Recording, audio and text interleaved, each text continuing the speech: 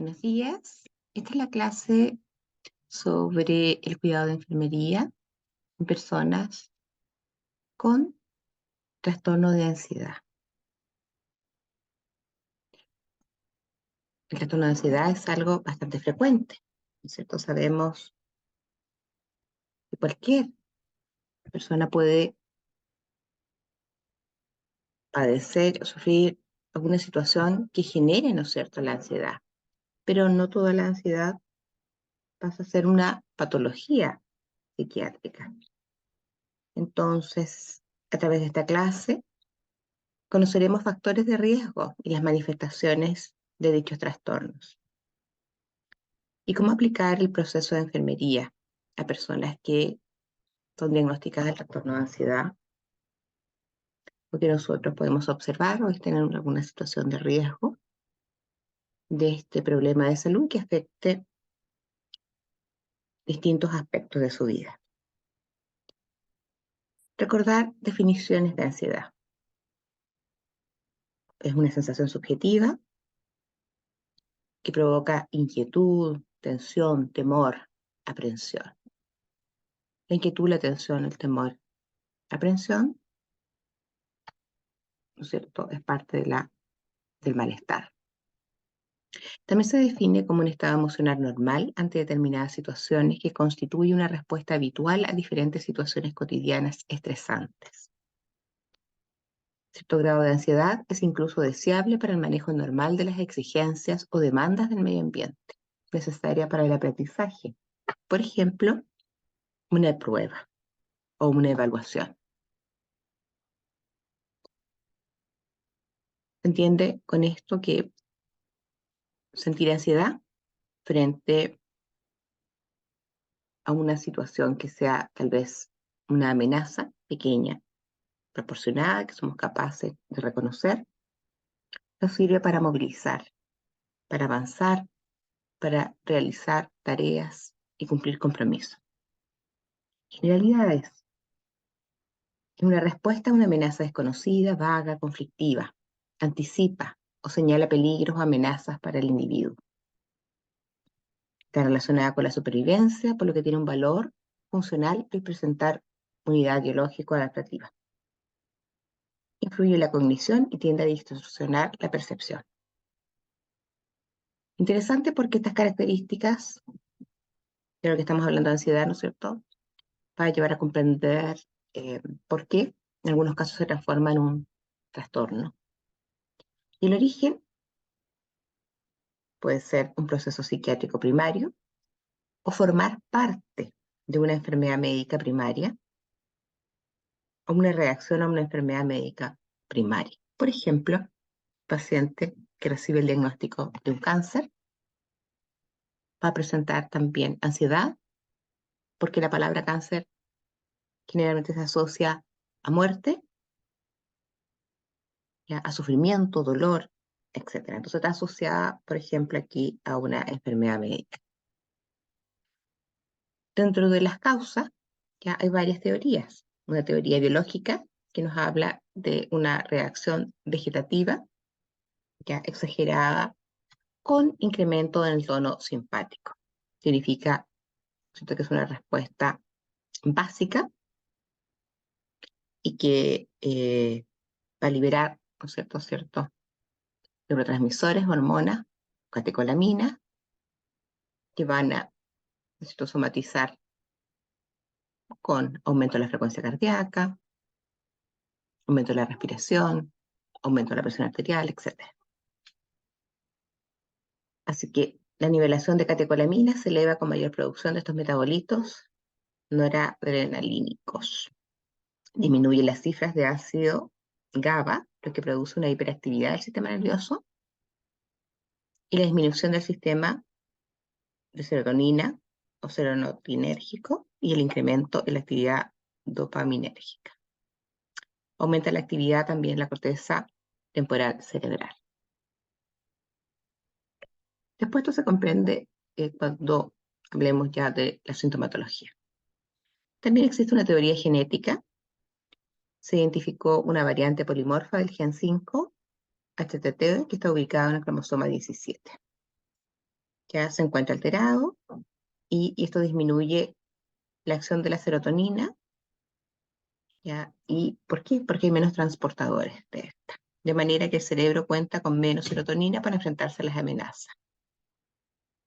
La mitad de los pacientes con trastorno de angustia tiene un familiar afectado. Esta es la teoría psicoanalítica, ¿no es cierto?, desarrollada por Sigmund Freud. Señala que impulsos inconscientes, sexo, agresión, amenazan con estallar en la conciencia y producir ansiedad. La ansiedad se relaciona a lo largo del desarrollo con temores infantiles que provienen del miedo a la pérdida real o imaginada de un objeto querido, del miedo a daño físico. La ansiedad no manifestada de modo consciente desencadena mecanismos de defensa utilizados por las personas para afrontar situaciones potencialmente amenazadoras. En resumen, experiencias, ¿no es cierto?, de la temprana edad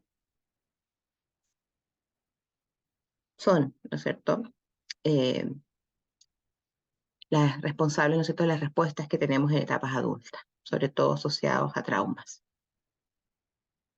La teoría del aprendizaje relaciona la ansiedad, ¿no es cierto?, con la producción, que es producida, perdón, por una frustración, ¿no es cierto?, o un estrés mantenido intenso que se transforma en una respuesta acondicionada a otras situaciones que producen estrés o frustración. Por ejemplo, en estudios, no tener buenos resultados. Eso maneja, ¿no es cierto?, una situación de estrés y de amenaza permanente. Se puede aprender a través de la identificación e imitación de los patrones de ansiedad parentales. Por ejemplo, los padres, su conducta frente a situaciones de ansiedad también van a marcar muchísimo cómo los hijos van a enfrentar el estrés.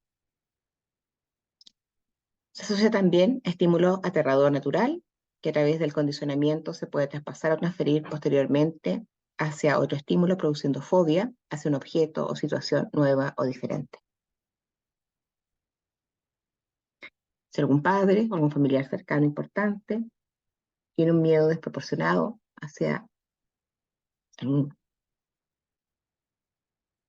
por ejemplo, objeto pequeño o un animal pequeño, una araña, etcétera, se puede aprender, ¿cierto?, ese miedo tal vez irracional. Y también los trastornos de ansiedad implican patrones erróneos o distorsionados o contraproducentes de un pensamiento cognitivo. ¿Cuál es el mecanismo? Bueno, primero distinguir entre la ansiedad, que todo ser humano, ¿cierto?, puede presentar, y lo que es la ansiedad patológica. Este mecanismo se inicia con una detección, ¿no es cierto?, que es a través de la percepción. Esto nos lleva a una reacción física y mental, y luego, ¿no es cierto?, esta prevención secundaria. En los colores que se visualizan, vamos a realizar una comparación entre la ansiedad normal y la ansiedad patológica. Entonces, la ansiedad que todos podemos en algún minuto, ¿no es cierto?, sentir como respuesta a lo que se percibe, ¿no es cierto?, parte por el estrés, ¿ya? Se identifica una amenaza, hay un aumento de atención a aquello. Esto nos produce alerta, acción, como ya les señalábamos con las catecolaminas.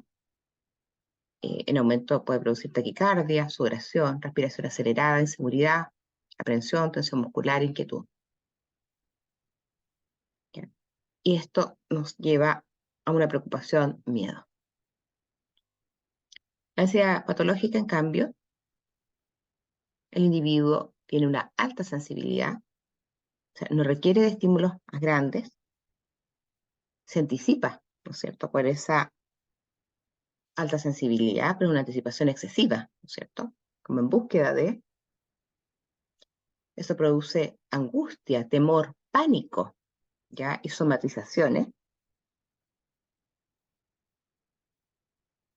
Más adelante revisaremos un poco lo que es la somatización.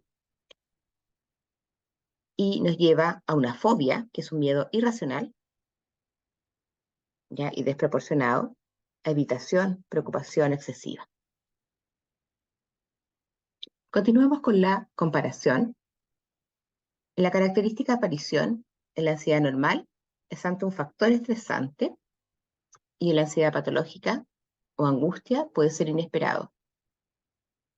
¿Qué significa? Que puede, en algunos casos, ya aparecer sin el estímulo. Claro. Recordemos que hay una alta sensibilidad. Los episodios en la ansiedad normal son poco frecuentes, en cambio en la ansiedad patológica son repetidos. En cuanto a la intensidad, en la ansiedad normal puede ser leve a moderada, en la ansiedad patológica severa. La duración en una ansiedad normal es limitada, pero una ansiedad patológica es prolongada en el tiempo. En cuanto al estímulo estresante, una ansiedad normal, reacción esperable y común, y la ansiedad patológica sería una reacción desproporcionada. En cuanto al grado de sufrimiento, limitado y transitorio. En cambio, una ansiedad patológica es alto y duradero. Y en cuanto a la interferencia con la vida, la ansiedad normal generalmente no interfiere, o si en algún caso, ¿cierto?, el estrés percibido es alto, va a ser ligero, o sea, acotado, ¿no es cierto?, en el tiempo. En cambio, la ansiedad patológica es profundo y obviamente afecta, ¿no es cierto?, gran parte de la vida. Se llama trastorno de ansiedad, entonces, a una patología, que es un síndrome de irritabilidad general, de actitud expectante con ansiedad, con ataques de ansiedad, con síntomas somáticos, acompañados o equivalentes de ansiedad. Por ejemplo, disnea, ¿no es cierto?, que es la sensación de falta de aire, dolor torácico, ¿ya? Que a veces se confunde, ¿no es cierto?, con un dolor precordial, tenia y pesadillas, como describía entonces Sigmund Freud. Este complejo somático constituye toda la enfermedad. No es solamente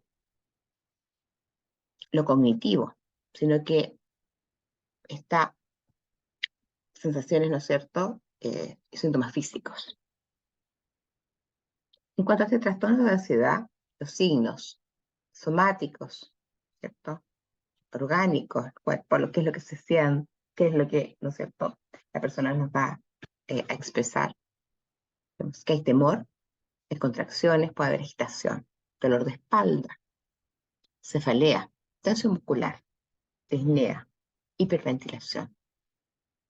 Persona presenta una fatiga. Hay respuesta de sobresalto, cualquier ruido, ¿no es cierto?, cualquier estímulo pequeño tiene una hiperreacción.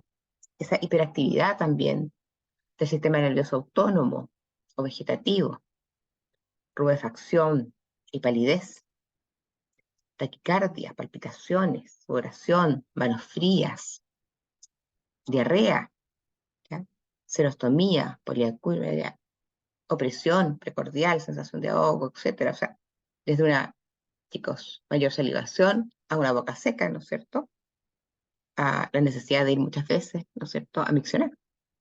Parestesias, como adormecimiento, ciertas partes del cuerpo, dificultad para la deglución, llanto. Y en cuanto a los síntomas psicológicos, sensación de terror, dificultades de concentración, hipervigilancia, insomnio, disminución de la libido. Mira, ahí se ve una falta de ortografía porque es B alta. Nudo en la garganta, molestia en el estómago, expectación ansiosa. Por ejemplo, tengo un presentimiento de sensación de muerte inminente, miedo a perder el control o volverse loco. Si revisamos la epidemiología en Chile, el porcentaje igual es alto. O sea, estamos hablando de un 12,6% de personas pueden padecer. Si se compara hombre-mujer, más frecuente en la mujer, 3-1. Y la edad de inicio, adolescencia, adultez joven. La fobia social, ¿ya?, o sea, dentro de estos trastornos, ¿no es cierto?, como encontrar la fobia social, un 13,3%, una fobia simple, ¿cierto? Fobia es un miedo irracional, desproporcionado, un 11,3%, trastorno por estrés postraumático, un 7,8%, agorafobia con o sin pánico, 5,3%, trastornos de ansiedad generalizada, 5,1%, trastornos de pánico, 3,5%, trastorno obsesivo compulsivo, 2,5%. Y de los pacientes ansiosos que consultan, el 63% lo hace por síntomas físicos y el 21% por síntomas psicológicos. Alrededor de un 50% de los enfermos que consultan en un policlínico de salud mental lo hacen por trastornos de ansiedad. O sea, es una consulta frecuente, pero el 63%, qué interesante, nosotros analizamos lo que dice esta estrofa, lo hace por las molestias físicas, ¿ya? Y no por lo que habíamos, ¿no es cierto?, mencionado, y revisan nuevamente los síntomas psicológicos, de hipervigilancia, insomnio, sensación de terror, etc. Trastornos neuróticos, secundarios a situaciones estresantes. Por ejemplo, esta es parte de la clasificación ya internacional de las enfermedades, del CIE-10. Y dentro de eso encontrarán los trastornos fóbicos de ansiedad, otros trastornos de ansiedad, trastornos obsesivos compulsivos, reacción al estrés grave y trastornos de adaptación, el trastorno disociativo, de conversión, trastornos somatomorfos, trastornos neuróticos. Revisaremos algunos. La fobia específica es el temor persistente a un objeto o a una situación que, a pesar de reconocerse como desmedido e injustificado, queda fuera del dominio del sujeto y da lugar a conductas de evitación. Las fobias simples son el trastorno psiquiátrico más común. Las fobias se evitan o bien se soportan a costa de una intensa ansiedad o malestar. Las fobias no generan habitualmente demandas de asistencia psiquiátrica ni generan discapacidades importantes. Lo interesante de la fobia es que la persona reconoce, ¿ya?, a diferencia de lo que hemos visto en otros trastornos, ¿ya? No tiene nada que ver con un delirio, por ejemplo, o una idea delirante. Aquí se reconoce, es desmedido, pero la persona no puede, ¿no es cierto?, contrarrestar, ¿no es cierto?, ese temor. Las más típicas son animales o insectos, ¿ya?, desde una hormiga, araña, gallinas, etc. A estímulos del ambiente, tormentas, truenos, mar, a las alturas, en otros casos a la sangre, heridas. Aquí tienen varias fobias específicas, por ejemplo, la aracnofobia, miedo a las arañas. Cada fobia tiene un nombre, ¿no es cierto?, identificado. Electorofobia, miedo a las gallinas. Ya hay una fobia también irracional al número 13. Van a encontrar fobia al color amarillo. Ya miedo a objetos que se encuentran a la izquierda. Levofobia. Ya hay otros que se encuentran a la derecha. Dectrofobia. Acrofobia, miedo a la altura, etc. Esto es un pequeño ejemplo. La fobia social se caracteriza por una ansiedad intensa y duradera ante diversas situaciones de carácter social, donde la persona puede sentirse evaluada o valorada de forma crítica por los demás. Existe temor a la desaprobación y a ser rechazado, hablar en público, comer en lugares públicos, dirigirse a desconocidos. Las situaciones sociales temidas se evitan o bien se experimentan con un malestar intenso que no puede o que puede provocar una crisis de angustia completa. No. El individuo reconoce que el temor es irracional, excesivo. En los individuos menores de 18 años, la duración del cuadro somático debe prolongarse como mínimo 6 meses para hacer un diagnóstico de fobia. Las situaciones más comúnmente fobígenas son hablar o comer en público, asistir a reuniones sociales, dictar clases, dar exposiciones, aparecer en televisión o en espectáculos públicos, asistir a una cita amorosa, mirar directamente a los ojos. ¿Conocen a alguien que tenga una fobia de estas características?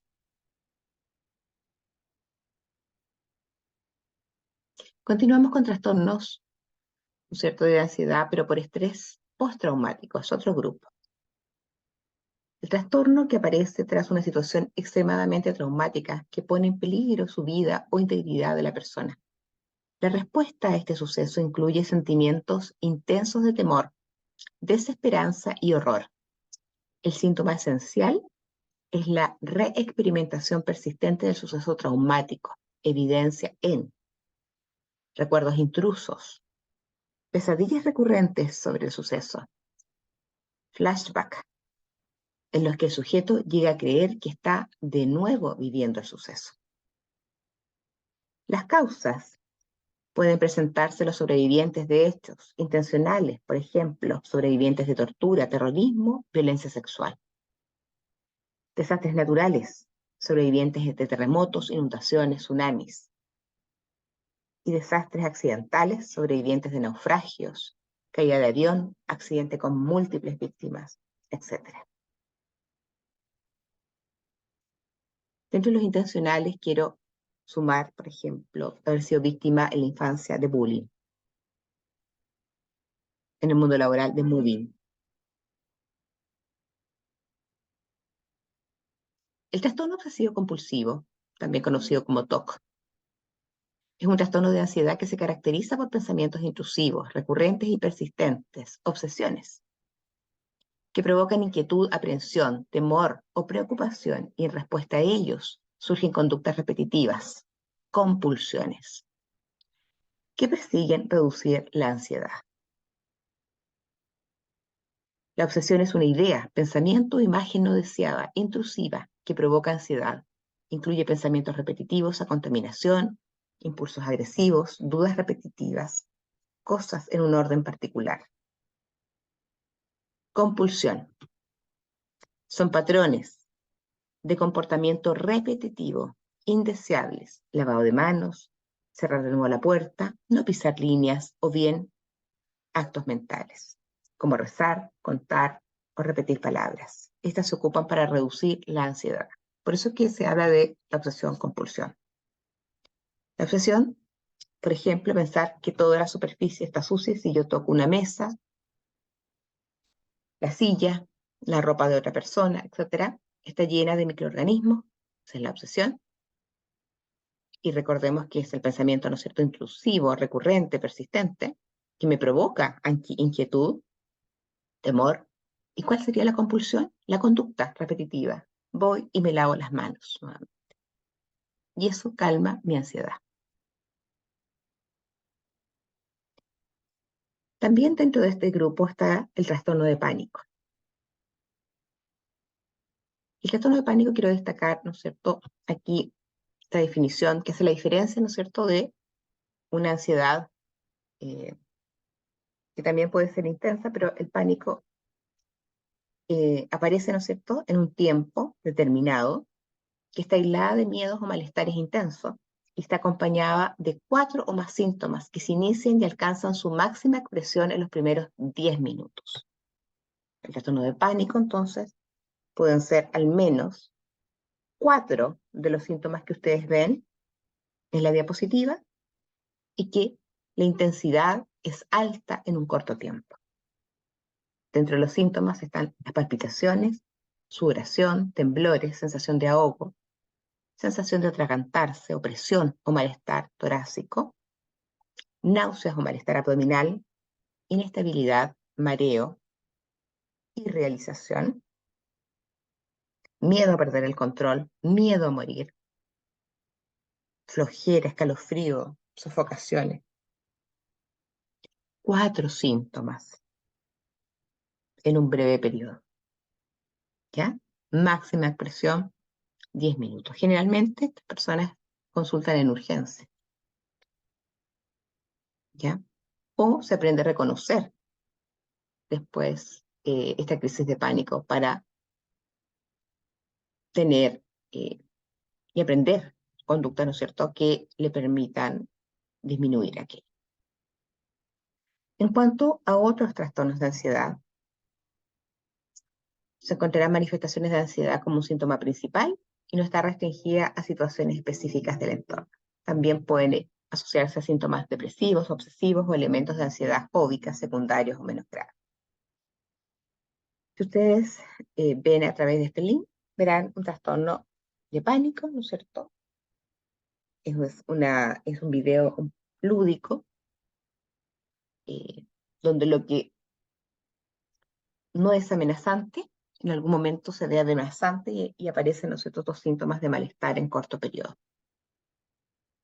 Está el trastorno de ansiedad generalizada. Otro grupo que pertenece a esta misma patología de trastornos de ansiedad está la reacción al estrés grave y trastorno de adaptación. En este caso incluye trastornos con base en su sintomatología, evolución y en la existencia de una u otra de las siguientes causales. Un suceso vital excepcionalmente estresante que produce una reacción aguda de estrés, como la pérdida de algún familiar, la pérdida de alguien importante, o ser testigo, ¿no es cierto?, de alguna situación compleja.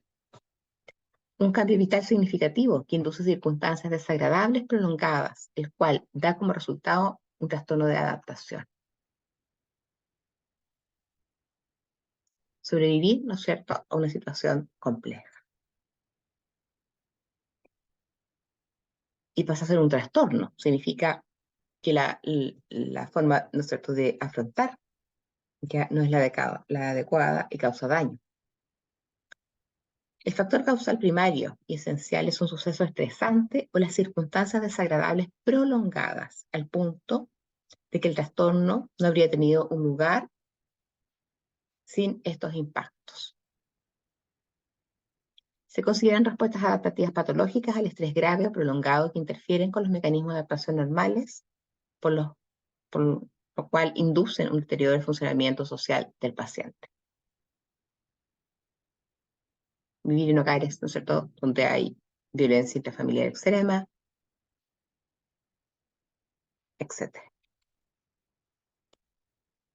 El grupo de los trastornos disociativos de conversión se entiende como la pérdida parcial o total de la integración normal entre los recuerdos del pasado, la conciencia de la propia identidad y de las sensaciones inmediatas y el control de los movimientos corporales. Todos los tipos de trastornos disociativos tienden a remitir después de pocas semanas o meses, especialmente si su comienzo está asociado con un suceso vital traumático. Si el inicio se asocia con problemas insolubles o dificultades interpersonales, puede desarrollarse trastornos más crónicos, en especial parálisis y anestesia. Los síntomas pueden desarrollarse en estrecha asociación con el estrés psicológico y a menudo son de aparición brusca. Por ejemplo, amnesias, olvidar el momento, ¿no es cierto?, de trauma, fugas disociativas, o situaciones en las cuales, por ejemplo, parece que no fuera yo la persona que está viviendo una situación determinada, como si me mirase fuera del cuerpo.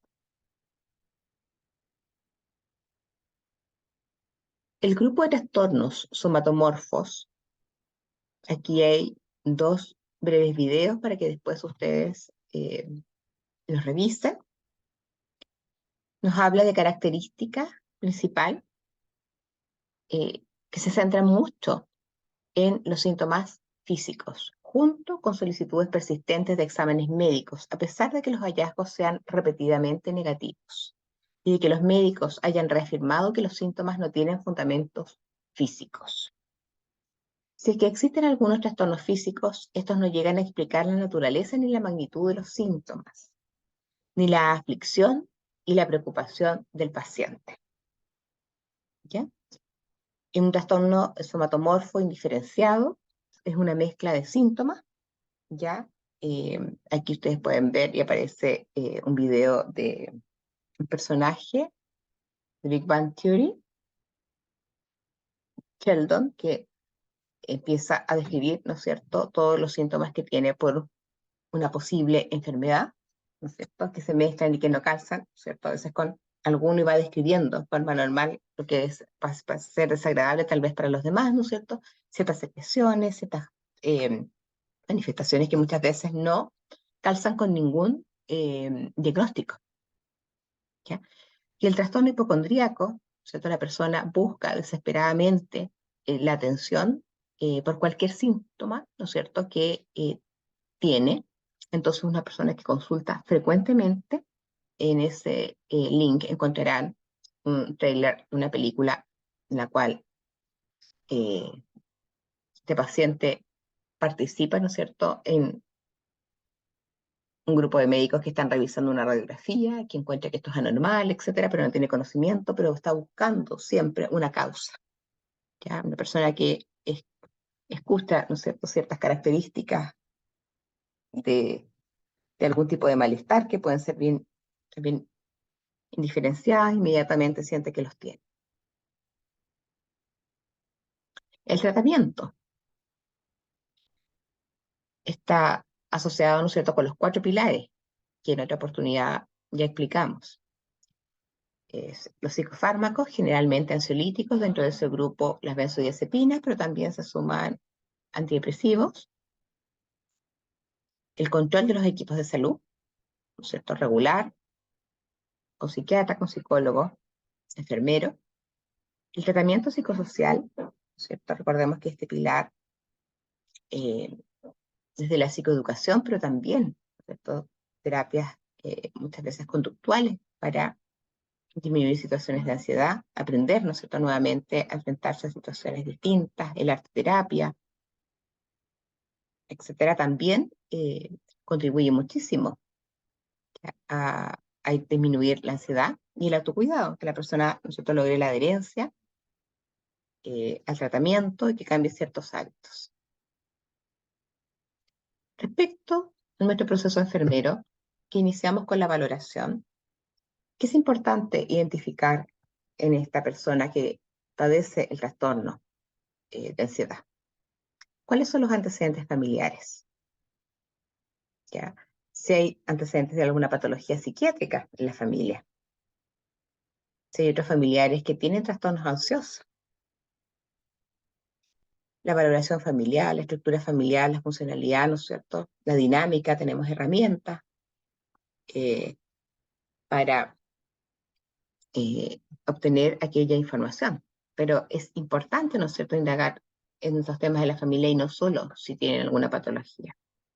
En cuanto a los recursos también familiares y valorar las estrategias de afrontamiento del manejo de estrés. Entonces, se recomienda un estudio de familia, APGAR familiar, ya genogramas, etc. En cuanto a los antecedentes mórbidos personales, nos interesa antecedentes médicos a través del ciclo vital, partos, embarazos, hospitalizaciones, antecedentes quirúrgicos, el calendario de vacunación, antecedentes de accidentes, signos, síntomas propios, ¿no es cierto?, de la enfermedad, cuadros de ansiedad o trastornos ansiosos anteriores, duración del problema, ¿ya? Horas, días, semanas, meses, ¿cuándo inició los síntomas? Consultas profesionales autogestionadas, ¿y qué tratamientos, ¿no es cierto?, ha recibido? Tratamientos también utilizados por el paciente en forma autónoma, medicina complementaria, terapias de relajación, yoga, automedicación. ¿Qué repercusiones sociales tiene? Académicas, laborales. ¿Sí? Valorar la estrategia de afrontamiento del paciente, determinar el nivel de ansiedad, ¿cierto?, a través de escala de Holmes, Goldberg. Ejecutar el examen mental para identificar las necesidades o patrones de salud alterados. Y ya en patrones de salud alterados, ¿ya? ¿Qué necesidades están insatisfechas? ¿Qué patrón de salud está alterado? De la persona, de la familia, etc. Entonces, para el plan, pasamos a la etapa, ¿cierto?, de los diagnósticos. de enfermería. Recuerden que este juicio clínico, este juicio único que realiza el profesional de enfermería con la valoración. Y dentro de los problemas son variados, porque cada caso es distinto. Pero mostramos algunas etiquetas, ya que son utilizadas. En caso real, por ejemplo, puede ser afrontamiento ineficaz, afrontamiento defensivo, negación ineficaz, control de impulsos ineficaz. Relacionado con, ustedes seleccionarán, ¿cierto?, la causa, dependiendo, ¿no es cierto?, de cada caso. Por ejemplo, factores situacionales, cambios en el entorno, la vida familiar, la vida conyugal, laboral o académica. Éxito, fracaso. ¿Ya? Alteraciones del vínculo afectivo. Sistema familiar desorganizado. Existencia de crisis normativas. Sistema de apoyo insatisfactorios. Sobrecarga sensorial secundaria. Recursos psicológicos insuficientes. Factores relacionados con el proceso de maduración, abandono, problemas de crianza, necesidad de estatus, sufrimiento prolongado, problemas familiares. Y la manifestación, ¿ya?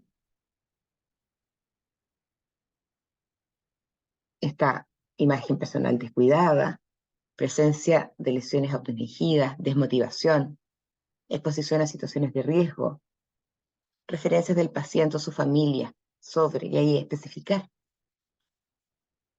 Por ejemplo, un diagnóstico sería en relación a la pandemia, ¿no es cierto?, el 2020, con el cambio, ¿no es cierto?, a las clases online, ¿cierto?, y a la adaptación de aquello. Puede ser un afrontamiento ineficaz, ¿cierto?, relacionado a factores situacionales por cambio, ¿no es cierto?, de la forma de las clases, ¿no es cierto?, a clases online, ¿no es cierto?, en el mundo de la academia, y manifestado por desmotivación. Un ejemplo muy simple. Plan, ¿cierto?, de atención, continuamos con esto. Otro problema, la etiqueta ansiedad, relacionado con, ejemplo, control de impulsos ineficaz, pensamientos intrusivos no deseados, conducta ritualista, ¿ya? ¿Qué es lo que es una conducta ritualista? Es algo que siempre realizo, por ejemplo, antes de una evaluación, rezar, ¿no es cierto?, encender una vela, etc. Percepción de amenazas de cambio en su salud, sus relaciones, autoconceptos, cambios en la vida personal, profesional, laboral, académica, vivencia de un conflicto inconsciente, pérdidas sensoriales motoras, fracaso personal, escolar, laboral, y manifestado por temor, sintomatología ansiosa, sentimientos de incapacidad, nerviosismo, inquietud, agitación, insomnio, etc. Un ejemplo de esto sería, por ejemplo, ansiedad relacionada con el fracaso académico, manifestado, ¿no es cierto?, por nerviosismo, inquietud, insomnio, ¿ya?, problemas de aprendizaje.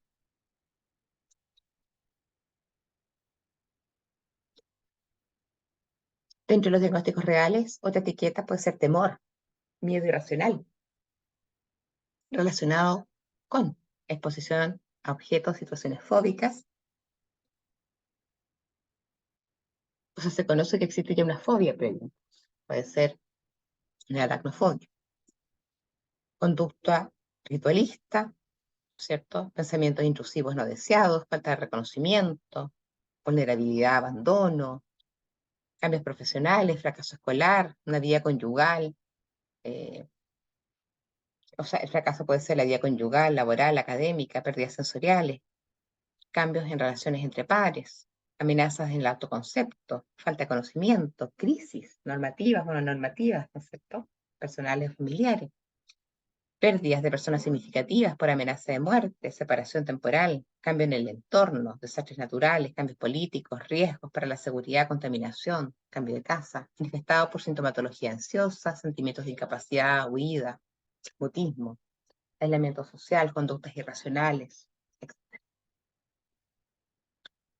Otras etiquetas está un trastorno de la autoestima, baja autoestima, autoevaluaciones, está también déficit de autocuidado, alteraciones en el desempeño del rol, deterioro de interacción social, conductas de aislamiento, desesperanza, impotencia, incapacidad para reconocer fuentes de esperanza, y relacionado, ¿no es cierto?, con ideas irracionales, déficit de habilidades para establecer relaciones interpersonales. Entonces, ¿qué nos lleva, por ejemplo?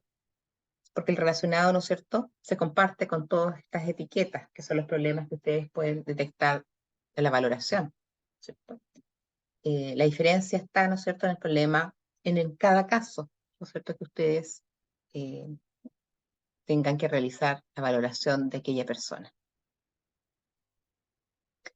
Están también diagnósticos que son riesgos, y dentro de ellos está el riesgo de autolesiones, el riesgo de suicidio, riesgo de violencia dirigida a otros, riesgo de crisis familiar no normativa. ¿Ya? En cuanto al riesgo de lesiones, riesgo de suicidio, riesgo de violencia dirigida a otros, está relacionado con sensación de inutilidad, con baja autoestima, con desinterés por la vida, por ideas sobrevaloradas sobre sí mismo. O, por ejemplo, que no sirvo para nada, o yo valgo mucho más que esto, pero no soy comprendido, etcétera. Afrontamiento individual inefectivo, dificultades en el control de la conducta agresiva, temor secundario a consideración del entorno terapéutico como amenazante, etcétera. Recuerden que los diagnósticos de riesgo no tienen manifestación, por eso es algo potencial. En cuanto a el problema riesgo de crisis familiar normativa, puede estar relacionado con desconocimiento de la patología de base, estrés psicológico, alteraciones del bienestar, deterioro funcional, rechazo familiar por parte de la comunidad, temor al futuro de un integrante con trastorno de salud mental, falta de redes de apoyo, desconocimiento de la forma de solucionar conflictos, baja tolerancia al estrés, baja tolerancia a la frustración. ¿Cuál es la fuente, ¿no es cierto?, de estos problemas y que nos ayudan a estructurar un diagnóstico de enfermería? ¿No es cierto? Utilizamos NANDA, ¿no es cierto?, que esta clasificación internacional tiene una validación cada 2 años. Otros problemas de riesgos potenciales, el riesgo de abandono del tratamiento, que está relacionado con desconocimiento de la patología, con intensificación de las reacciones adversas a los fármacos, desconocimiento en beneficio de tratamiento. Está el riesgo déficit de volumen de líquido, por un aumento de la excreción de sodio secundario en tratamiento con litio, particularmente. Riesgo de gestión ineficaz de la propia salud, relacionado con un conocimiento insuficiente de la enfermedad, el tratamiento farmacológico, desconocimiento sobre la enfermedad, el tratamiento y la importancia de seguimiento, desconocimiento de la importancia del tratamiento farmacológico y no farmacológico de su enfermedad, etcétera. Qué interesante, ¿no es cierto? Porque nuestros planes de cuidado muy enriquecidos aquí de psicoeducación. Recordemos que en la etapa 3 del proceso enfermero está aquí nuestros planes de atención. En el plan de atención, en esta etapa encontramos la priorización, ¿ya?, los objetivos, los indicadores, ¿ya?, la intervención en sí con las actividades, ¿ya?, y la evaluación, ya que en el fondo, ¿qué queremos lograr en este plan? La evaluación pasaría, ¿no es cierto?, a ser bien parte de la etapa número 4. Pero en cuanto a los objetivos, manejar o disminuir la ansiedad, ¿ya? Recuerden que hay una forma de redactar, ¿no es cierto?, con sujeto, ¿ya?, con el verbo, ¿ya?, con la condición, ¿ya?, el tiempo, etc. ¿Ya? Entonces, el paciente manejará o logrará disminuir la ansiedad, ¿ya?, con apoyo de un equipo multidisciplinario durante, y ahí ustedes determinan, ¿no es cierto?, el tiempo, etc. Y los indicadores, ya que nos entrega claramente, ¿no es cierto?, el NOC, están basados, ¿no es cierto?, en ciertas condiciones que colocamos en los objetivos. ¿Cómo medir aquel cumplimiento? Por eso que debe ser medible, claro, ¿ya? Así que la clasificación NOC, que son los indicadores, ¿no es cierto?, o sea, que son los resultados que esperamos, es lo que nos proponemos, ¿no es cierto?, en esta etapa 3, y que es lo que después vamos a evaluar, ya en la etapa 5. Y las intervenciones, que las podemos encontrar, ¿cierto?, claramente en el NIC, ya también esta clasificación internacional de las intervenciones, y otras que ustedes pueden ir conociendo, desarrollando, ¿no es cierto?, para incluir aquí en este plan de atención, ¿ya? Y que es la intervención relacionada con la gestión del cuidado a nivel individual, familiar y comunitario. Intervenciones, ¿no es cierto?, que van orientadas a los pilares de tratamiento, como valoración del tratamiento psicofarmacológico, valoración de reacciones adversas a medicamentos, organizar grupos de autoayuda, educar respecto a técnicas de relajación, la psicoeducación, mantener ambientes terapéuticos que favorezcan el bienestar, etc. ¿Qué es importante? Que pueden existir diagnósticos reales familiares y de riesgos potenciales que están analizados también en otros trastornos, que así se dan cuenta. Aquí la valoración es lo que hace la diferencia para identificar. Entonces no es de sorprender que estas etiquetas diagnósticas con estos factores relacionados y en algunos casos las manifestaciones cuando son reales, ya los hemos visto en otros problemas de salud. Aquí hay un ejemplo, ¿no es cierto? Un diagnóstico ansiedad relacionado con cambios en la vida laboral manifestado por taquicardia, cefalea, inapetencia y mareos. El objetivo será orientado a manejar y disminuir la ansiedad. Indicadores: disminución de la sintomatología ansiosa entre controles profesionales, asistencia a grupos de autoayuda y tratamiento psicosocial, asistencia a controles con profesionales de salud, reincorporación a su trabajo y actividades familiares y sociales informados por familiares. Estos indicadores guardan mucha relación, ¿no es cierto?, con lo que hemos expresado en el diagnóstico. ¿Qué intervenciones de enfermería?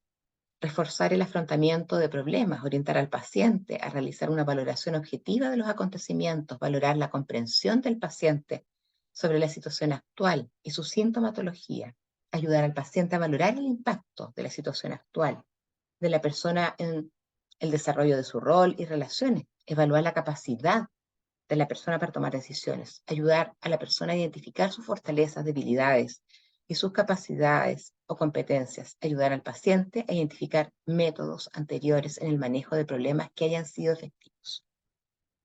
Otra intervención: ayudar al paciente a que examine su propia conducta y las posibilidades de cambio. Otra intervención: animar al paciente a que exprese con palabras sus pensamientos, emociones y sentimientos, sobre todo aquello de ansiedad, ira, temor. Buscar formas de aliviar el estrés o la tensión tan pronto sea posible. Esto requiere, ¿no es cierto?, un conocimiento del paciente y un autoconocimiento. Ayudar a la persona a identificar situaciones y comportamientos que le generen el estrés, la ansiedad patológica. Y requiere tiempo. Educar respecto a técnicas de relajación, higiene de sueño, actividad física, actividades recreativas y el uso del tiempo libre. También ayudar al paciente a planear actividades dentro de sus posibilidades de logro y ejecución. Evitar también actividades que impliquen mucha competencia, o sea, nada tan específico. Si la persona, por ejemplo, no es un deportista, no sugerir cierto tipo de deportes, ¿ya?, sino que actividad física en general. Derivar a grupos de autoayuda y tratamiento psicosocial. Reforzar positivamente las conductas ejecutadas por el paciente que hayan sido efectivas en el manejo de estrés y angustia. Y la evaluación consiste en relación a los indicadores que ustedes se plantearon. ¿Ya? Paciente disminuye la sintomatología ansiosa entre controles, paciente asiste a grupos de autoayuda, a tratamiento psicosocial. El paciente, ¿no es cierto?, asiste a controles médicos, enfermeros, psicólogos. Familiares refieren que el paciente se reincorpora con éxito, ¿no es cierto?, a las actividades sociales, familiares, etc. Esta es la bibliografía con la cual ustedes pueden profundizar y en caso de dudas, ¿cierto? Está el foro en el aula virtual, que espero, ¿no es cierto?, tener la oportunidad de aclarar todo aquello.